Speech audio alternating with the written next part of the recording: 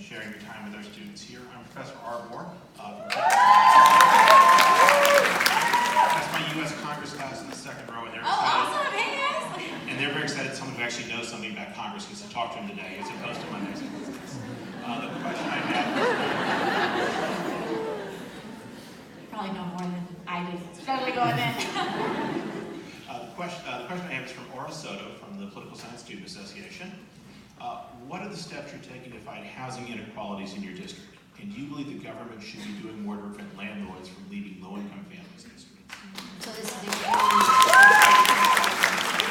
one thing that I think is really important when we talk about housing is that housing, I don't want to say like the most, but definitely more, I would be surprised if it was the most, than a lot of other issues, is that it is an integrated issue between all levels of government.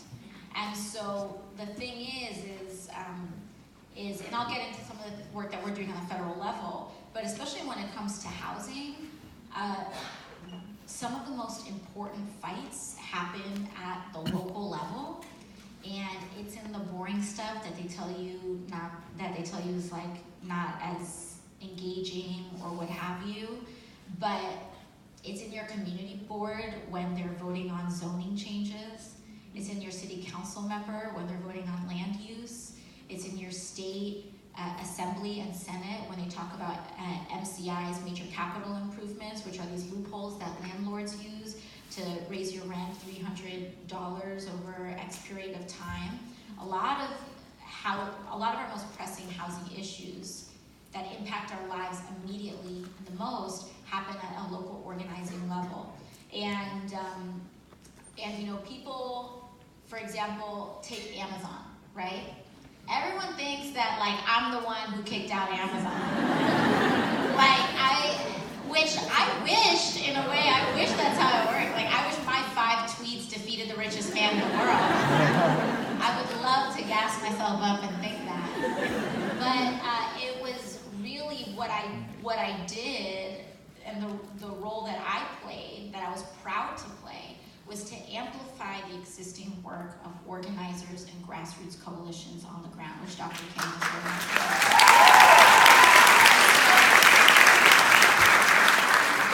The real people who are doing this work, especially in our district, are grassroots coalitions like Queens Neighborhoods United, like DSA, like like many different organizing groups. On the federal level, there are some things that we have been doing.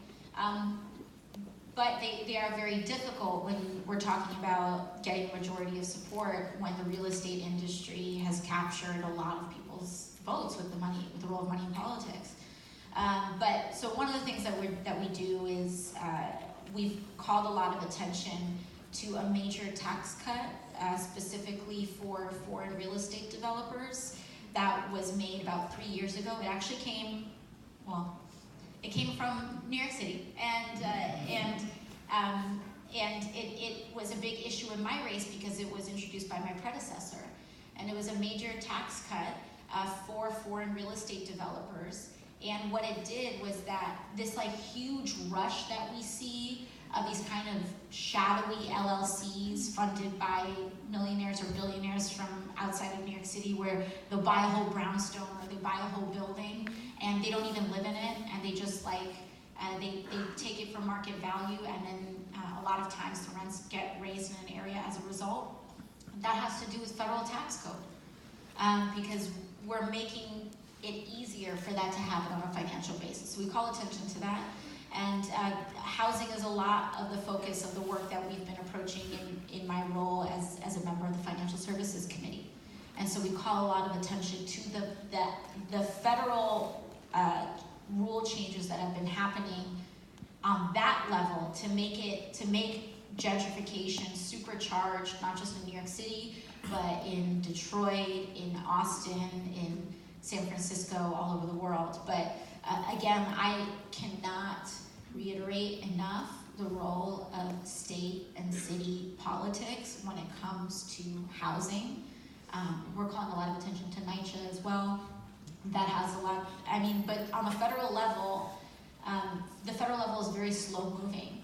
And to get that immediate change, we need to focus on the city council and the state assembly. And a lot of what we try to do is amplify the work of the organizers doing that important work.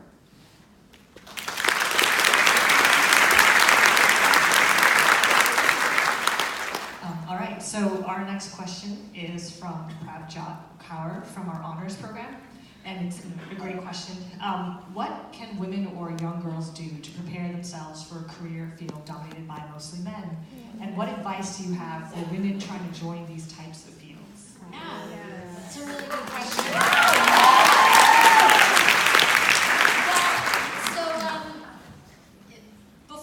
Right before this class got sworn in, Congress was 80% male and 20% female. In this new class and in this incoming Democratic caucus, we are now 60% women, people of color, and LGBT.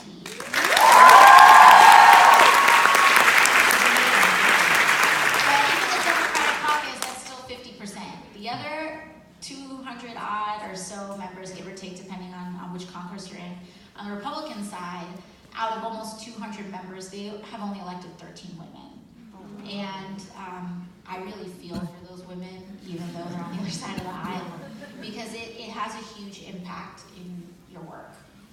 And so when I think about how to prepare yourself, when I first started running, I met with a woman by the name of Ruth Messenger. Everyone's like, ah! Ruth Messenger was the first candidate for New York City mayor who was a nominee from a major party. She was a Democratic nominee for mayor. And she ran against Rudy Giuliani, and she had lost, but I spoke with her, and she's a big deal because not only was she just the first woman to be nominated to such a stance, but she also shared my politics in many ways. And so it's hard just being a woman in that space, but it's harder when you're actually centering women and people of color and gender nonconforming people, because it's almost easier if your politics are a little different, I think sometimes. Like, it's easier if you are a woman, but you're not a feminist, you know, and so on. And so I think one of the things that Ms. Messenger told me in that first conversation, and first of all, it tells you the importance of that because she sat down and had breakfast with me when I was nobody. She sat down and took the time out of her morning, and she, you know, she's done amazing, incredible things, and she's this remarkable person, and this fighter for justice. And I was just this girl from nowhere that wanted to do this crazy thing and challenge one of the most powerful people in the United States, especially in the Democratic Party. And she actually said, okay, and actually took the time to have breakfast with me. And so first of all, that tells you a lot about how important it is to have women in politics and in positions of power.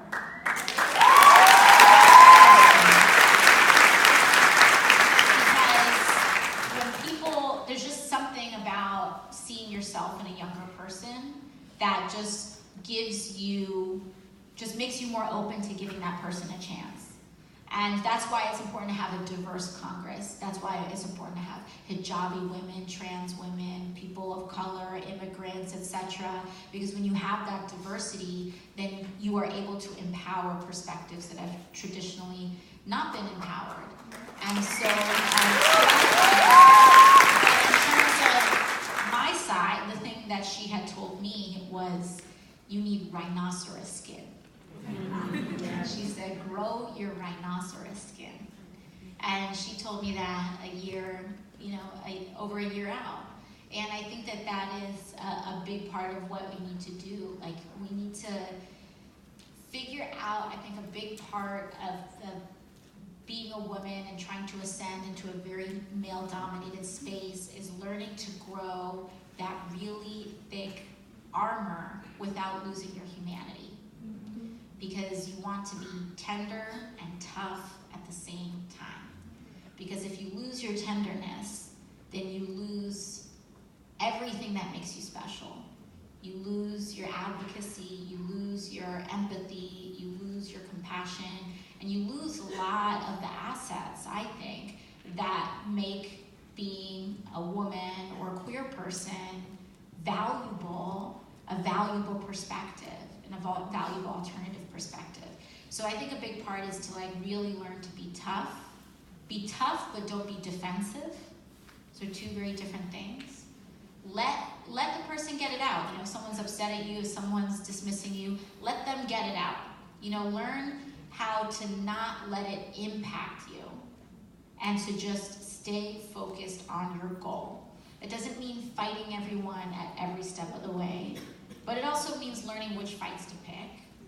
And even though it looks like I'm fighting every single day, trust me, for every fight that I'm having, there are 10 that I choose not to have.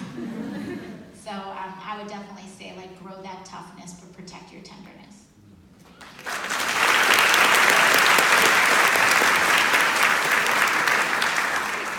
So the next question comes from Kennedy Zamora, who says, how can Congress help graduate students with student loan debt crisis? This is I still have student loan debt, and a lot of members do. I think first of all, one way that we can do it is being honest about it. Why don't we talk about this? I often say I have no problem saying, I have student loan debt. I have no problem. That's the first step, because when we try, especially when it comes to financial and economic justice, we have been taught that poverty and debt are things to be ashamed of and things to hide. And in all issues of justice, I think this is a big thing that we learned, that you can actually learn from the LGBT community as well, is that when we are taught to be ashamed about parts of our lives, that is the #1 defense against people who are committing injustices from being held to account. Because if you don't talk about who you are and yourself and the fact that you're taking up space in society, then people are just going to assume you don't exist and that your problems are not a real problem, or that your rights are a marginalized right. And so, obviously these are two very radically different fights, but in a lot of ways, it's in this more universal fight for justice, you learn these patterns and commonalities. And so when it comes to student loan debt, the first thing is being honest about it, as members. But the second thing, my platform includes federal student loan forgiveness. And this is not like a pie in the sky thing, and this is the narrative that always comes out from the right. This is unrealistic, this is that. For the cost of the GOP tax cut that was passed in 2017, we could have forgiven every single student loan.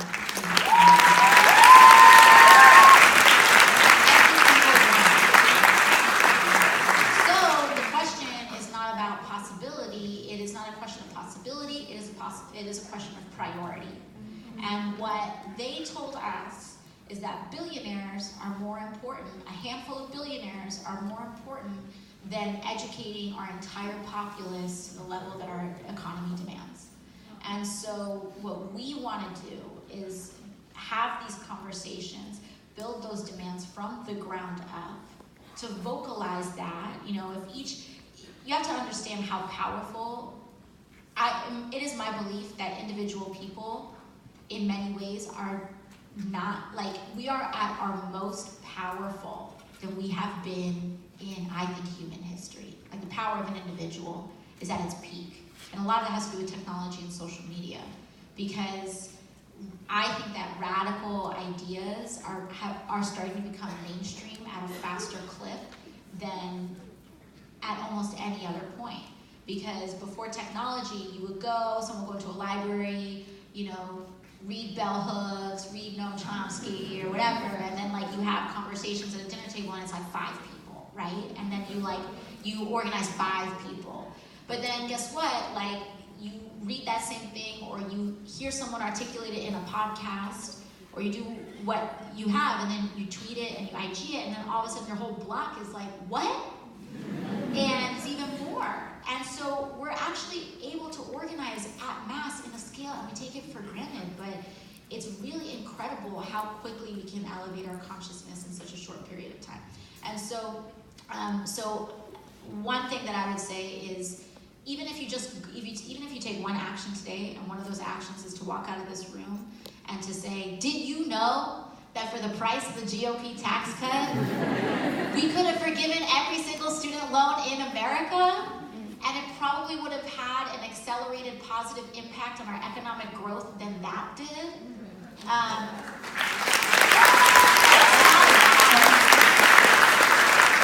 It's not about wealth distribution. It's not about taking from one person and giving it to another. It's about investment, because investments yield returns.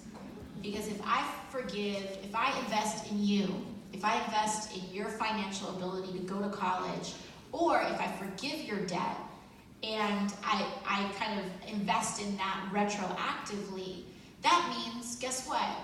That is a burden that is lifted that you can use to start a business, to start a family, to buy a house, to move on with your life. And a huge part of the system that we're trapped up in is all about creating debt traps so that you are stuck in this rote place in your life. And I think one of the more transformational things that we could do is forgive student loan debt, along with other, the economics is the way we implement the justice. So whether it's a question about reparations, whether it's a question about a Green New Deal, fixing the pipes in Flint, whether it's a question about federal student loan forgiveness, you have to understand that these, like corporations and the very, very 1%, enjoy at scale the types of subsidies that we propose and are called pie in the sky on an everyday basis.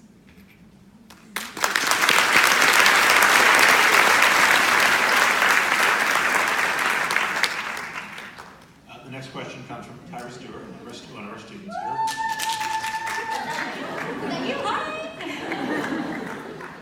And Tyra asked, that was last year, over there, what's your stance on the current incarceration policy surrounding juveniles, and will you help to shed a light on our country's injustices surrounding black and brown or merely economically deprived juveniles?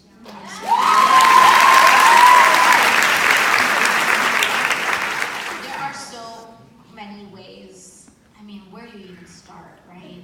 It's the United States incarcerates more people than any other country in the world.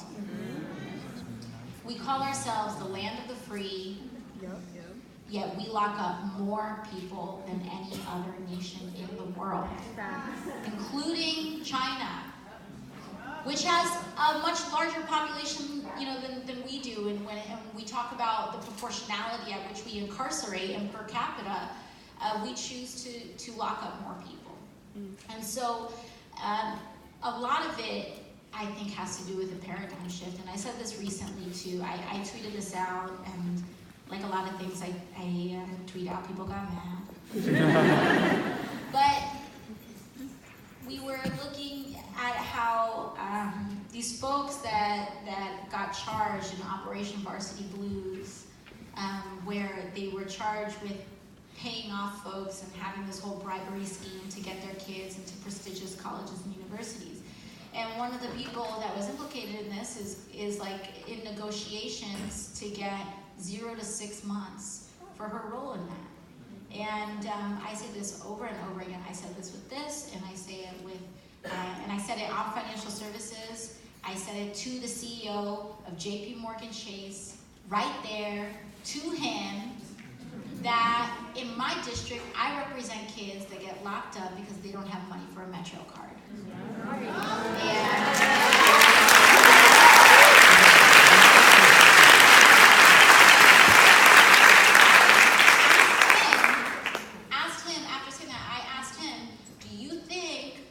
Your colleagues should have gone to jail for precipitating a crisis that cost 7.8 or 7.6 million foreclosures in the United States of America. And he said you'd have to talk to a legal expert about that. And I don't think I need to talk to a legal expert. I think I need to talk to someone with a moral compass that tells you something.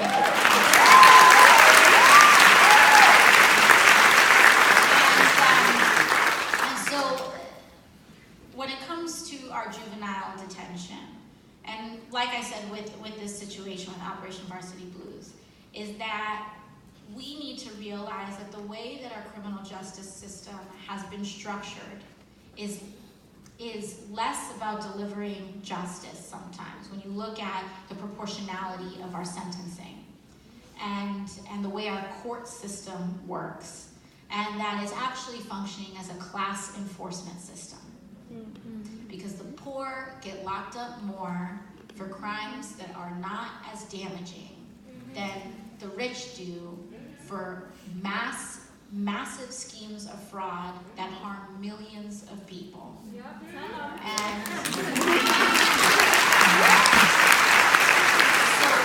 I think there's a lot of things, and it's really hard because it is systemic. A lot of it goes back to education funding. The fact that your property taxes, that local property taxes fund a local school system, which causes the rich to run away from the poor, from the white to run away from the black, from the documented to run away from the undocumented. That system, that is the impact of our education system and how we fund our schools. And so what that does is that it creates zones of poverty, and then we have a criminal justice system that criminalizes poverty with jail time and all this other stuff. That separates families, not just at our border, but in our criminal justice system through the criminalization of poverty. So there's a lot of things. I think when it comes to our criminal justice system, though, I believe that you have policy assessments that say that about 40% of the people locked up in America right now do not have to be locked up. They're incarcerated for nonviolent crimes, crimes of poverty, and so on. And so a lot of it has to do with a greater agenda of prison abolition, and when it comes to juvenile detention, we have a school-to-prison pipeline, and I think that one of the main ways that we address juvenile detention is by stopping policies that treat schools like mini jails. That, like, if you get in trouble, if you're no kindergartner, no first grader should ever be suspended.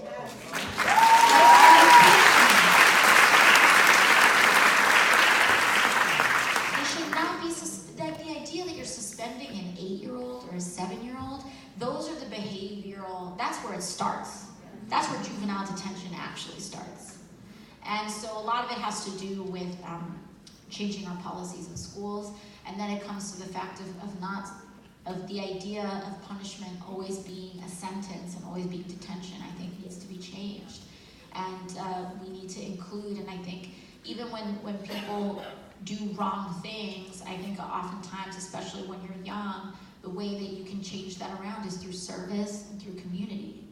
And so I think that these are a part of a bigger system, but when it comes to detention, juvenile detention and mass incarceration, that's just the bucket from which we hold all the people that we have thrown away or decided to dispose of.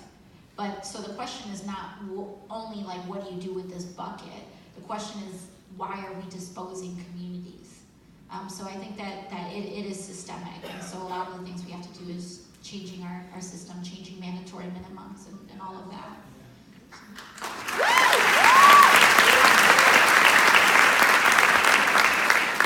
This next question is from Alex Virasamy from the Honors Program. So you've expressed that it is your goal to end prison privatization. First, what tangible steps are you taking as a policymaker in order to reach this goal? And secondly, what tangible steps should we be taking as student activists to reach this goal? Great question.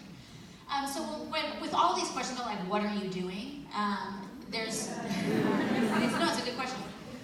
With all these questions about what are we doing, it's the way I think about how we do things, it falls into different buckets. First is the legislative bucket. What bills have we co-sponsored? What have we authored? What have we introduced? Or what have we signed? What ideas have we signed on to others to push that change on a legislative level? The second is how are you using your position, perhaps not in a legislative way, but how are you using your position to create pressure around change? And the third is how are you using your role, even not with any of that, but how are you just using your role as an activist to create change? So first, when it comes to legislative change, one of the things that we've been doing is that I've co-sponsored, and you said it changed around mass incarceration? Prison privatization. Okay, and mass incarceration. So the first thing that I've done, one of the first things that I've done is that I've signed on to HR 40, which is establishing the Committee to Examine Reparations in the United States. The reason that I bring that up is because we have to recognize that our system of mass incarceration is an evolution of our system of slavery.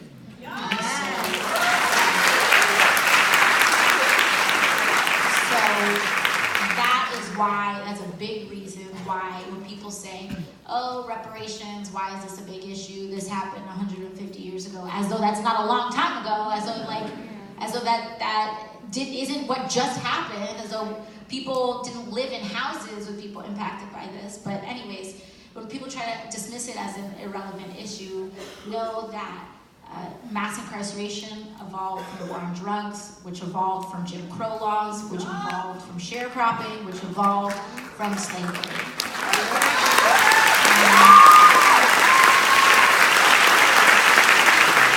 This is not a remedy for our past. This is about fixing something that we are living with right now today. And so I've signed on to HR 40, which is Sheila Jackson Lee's bill. I think this is really important, especially when it comes to questions of racial and class solidarity, is that people, sometimes activists, especially activists in communities of color, they say, how do we bridge the black-brown divide and all this stuff? And the way we do it is with policy, is by acknowledging that these fights are united in policy. And one of those things that I do is that I treat all detention the same. I treat all for-profit detention the same, which is why I do not give a dime to elevate the DHS budget so long as we are running for-profit detention centers on our border. And I do not support funding any for-profit detention, any agency with a for-profit detention budget. If they want to pass that budget, they can pass it without my vote, is how I kind of approach the issue. And so they were one of the legislative things, and it works because when we first had the DHS budget, they wanted to first pass the DHS budget. Almost every single Democrat voted for the increase in that budget. And I was the only one who voted no. Also only one that first time. Because we had found sometimes there would be riots if people found out how Congress works sometimes. And a lot of times, you find things out 10 minutes before a vote, because we're literally voting on thousands of pieces of legislation, thousands of pages sometimes of legislation in a day. So sometimes you catch something, you're like, what? So when I was the only person who didn't vote for it because we had seen this flagged, and it's really hard. That sounds easy, oh, this is the right thing. Just don't vote for it, right?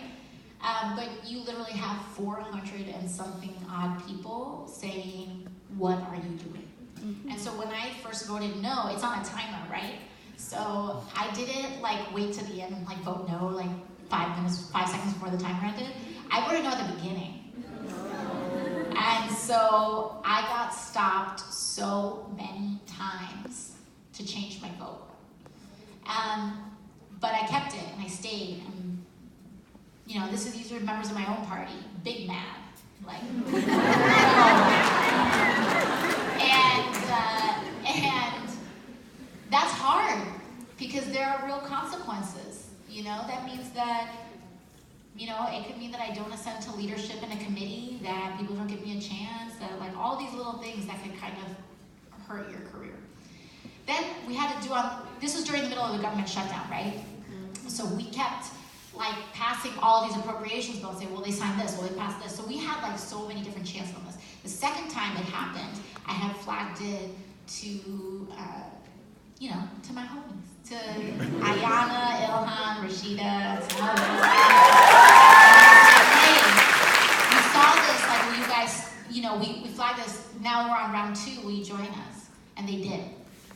So in the second time, it was like 4 or 5 of us that voted no. Now it's, so with the Democratic majority, in order to like really change things, you don't need 250 people out of, the 435. What you need actually is 18. Because 18 is what swings a majority. Because Republicans are always going to vote no. So now we vote 5. Yeah, I'm not supposed to tell you guys that, right? You need 18 sometimes to prevent certain things from happening. You just need 18 people. And so you need a lot to pass something, but you don't need a lot to stop something. And so now the cat's out of the bag. And so then we got to 5. And then they started getting nervous. But, it passed. They thought this time we're definitely going to reopen the government.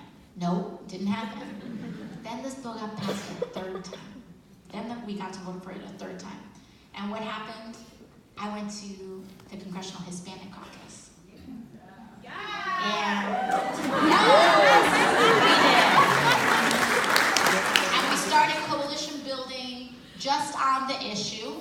Because, everyone in the CHC may not share my politics, right? But a lot of members of the CHC do feel very strongly about this immigration issue. And so I went to 2 places, actually. I went to the Progressive Caucus and the Hispanic Caucus. And believe it or not, it was the Hispanic Caucus, not the Progressive Caucus, which is more ideologically aligned in some ways, that turned out more. And so we were able to whip also a lot of the New York vote as well. And that 3rd time, we got Nidia Velasquez joined us, Adriano Espaillat joined us here from New York City, a lot of folks joined us, and then we started getting to then we got to 16. Something like that. We got real close. They got real nervous. And after that, they never brought the bill again. They did not bring that bill back in that same way.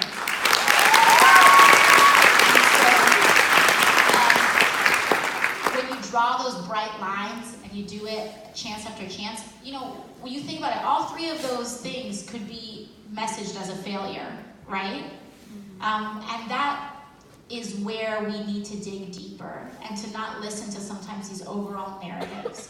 Because all 3 of those times, it's like they voted to do it, it passed, it went up, right? It passed the House. None of those ever got signed. And I consider that whole series a major win because we drew this bright line and now they know not to bring that again or else they risk fracturing the entire caucus. And so we drew a bright line around not giving more dollars to private detention. And the second part is also in my committee, I bring this up in our committee straight to bank CEOs. It went straight to Wells Fargo, and we went straight to JP Morgan Chase, and we brought it to them. And it was with local organizers like Make the Road New York and several other immigration groups, other private prison organizations as well, all banded together. When you have groups like Black Lives Matter pairing up with groups like Make the Road, that is how you end private detention. It's in those organizing coalitions.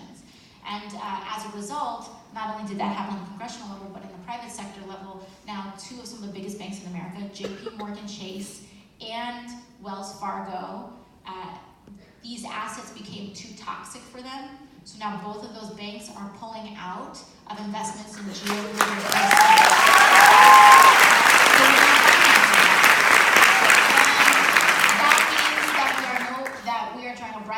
no for-profit detention of Black and brown bodies in America. And that goes in our prison system, it goes in our immigration system, it goes in anywhere where they are locking up people for a profit. It's just unconscionable, and we need to recognize that all of these things are not the same thing. All these things are the same thing, and they are not competing interests, I think that's one of the strongest ways that people fracture the left. Well, they'll say, let's talk about mass incarceration. And then people will say, well, what about immigration? Don't do that. What we should see and what you should say is, this is how this impacts me. And just how do we use this fight to make it everyone's fight and it doesn't water down each and every individual one. Like that is what the word solidarity means. And that's how we practice it.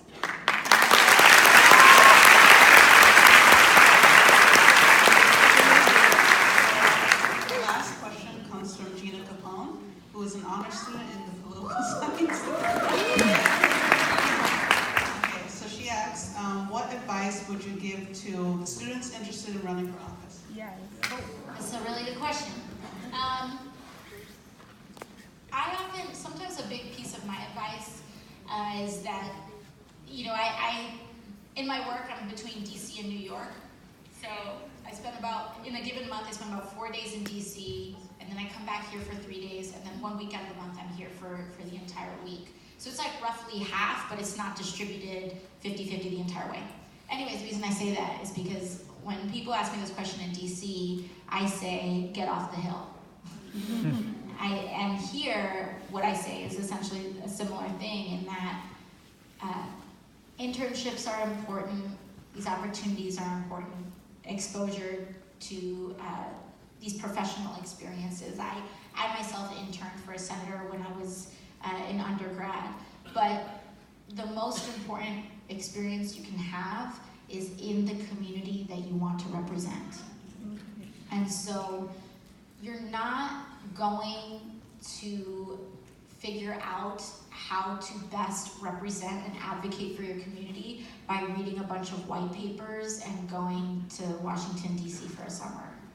And it's not to say don't do those things, because especially in our community, when you're first gen, when you're navigating all these spaces, what we need to do is master the high-low, right? And you can't think that that the prestigious things are the things that qualify you to your community. They're important though. Like they're not things to throw away. Strive, thrive professionally, figure out these spaces, learn how to write, learn how to read, learn how to educate yourself, succeed in those spaces. But what is to say is that it is not enough. And we need to have those direct experiences in our community. You need to organize with your community. You need to, be on that front line with your community, to join. And so I guess my biggest piece of advice would be to join the advocacy groups in your community. Figure out the space, not just electorally, but in terms of advocacy and activism. Because it's not enough to know which levers to pull, right? It's not enough to just be on your community board or just run for office. But if you get that seat and you don't have the context of the people that you're fighting for, you're not much better than anybody else in the system. And so what you really need to do is, you can figure out those levers pretty easily, right? Like,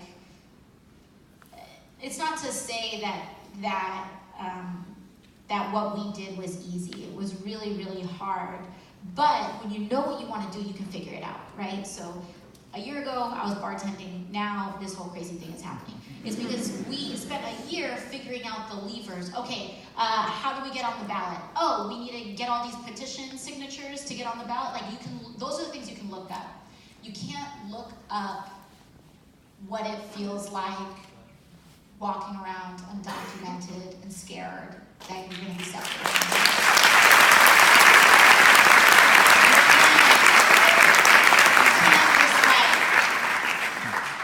Read about how stop and frisk impacted our communities. You can't just, you can read about these things, but you need to be immersed in them to really get it, to actually get it. And so my big piece of advice is to immerse yourself in community. And you can do all these other things, and you should, but when people say, don't forget about home, what they mean is, it's not don't forget about these experiences you had growing up. What it means is, don't forget to bake this time into your everyday life on a recurring basis. Because even if you grew up with the craziest upbringing, it is still, it can still become this memory that becomes framed on a wall for a gallery for you to revisit in your life. And that's not how you want to legislate. You don't want to just legislate from experiences you had 10 years ago.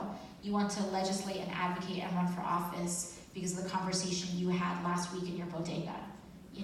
That's how you stay current on these issues. And I think sometimes that's one of the things that we run into Congress, where there's people who have advocated and do strong advocacy, and they're like, well, why are you, and we're not trying to challenge that or disrespect that in any way, but sometimes people feel defensive about it. And it's like, it's amazing that we do these things, but it's not about a checkbox and doing it once. Is this part of your practice? The same way as, are you taking care of yourself? Are you engaging in self-care? Are you giving yourself a break? That was a big thing that I learned last year. I took 4 days off, and it's self-care and taking care of yourself is not about going on vacation once a year. It's about baking in that time to heal yourself every day, every other day, a handful of times a week. And so it's the same thing with community work and community advocacy. And I think Dr. King is an amazing example of that.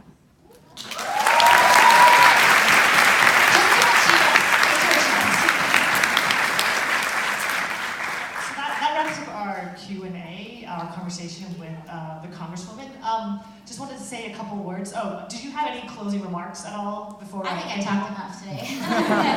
No, but I think, and just quickly, is that, again, don't forget how much power you have in this moment. Just don't forget it. You have so much power. Even on our campaign, and Dr. King knows this, even on our campaign, we had young people in high school who were too young to vote. We had undocumented people. We had all sorts of people. We had people who, because they didn't meet this bogus registration deadline a year before the primary to register as a Democrat, to vote in it. By the way, register to vote and check your registration to vote, because you may think that you've registered and that you've registered a certain way. Trust me, you need to stay on it, and you can just look it up online because it changes, and you just need to stay up on it. But anyways, a big thing that I'd say is you have to understand how much power you have. The young people that were 16, they were going to the Board of Elections and they were double checking the petition signatures at the BOE, because even though they couldn't collect them, we needed somebody to check to make sure that these signatures were valid. So they went in and did that. Our undocumented organizers were door knocking for us and talking to Spanish-speaking communities and organizing the community, because there's a lot of fear when someone you don't know knocks on your door. But when someone you do know, when you have access to these spaces, you can still organize and enact change as well. There are the traditional ways that you can organize too. There's using your voice on social media and impacting the amount of people that are listening to you, because for so many people, you are a validator. And there may be people that for whom my words are especially validating because of how they may see themselves connected to me. But even though we share similar beliefs, maybe there are people who see themselves in Dr. King, and she resonates with communities in a way that, or she uses certain words that resonate, and the way we communicate the same message is different. And so we all have to articulate these same things in our own way, because you never know who's listening to you. And trust me, people are listening to you. And so all I just have to say is recognize your own power, use it, because this community and each and every one of you are just more powerful than your ancestors have probably ever imagined.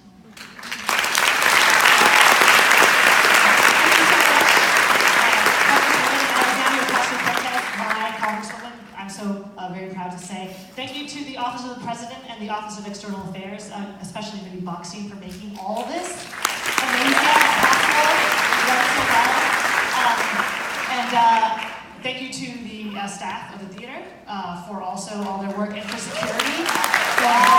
And of course, Congresswoman Ocasio-Cortez's own staff for making all this possible. And thank you, you inspire us every day, and you truly make my job the best job in the world. Thank you.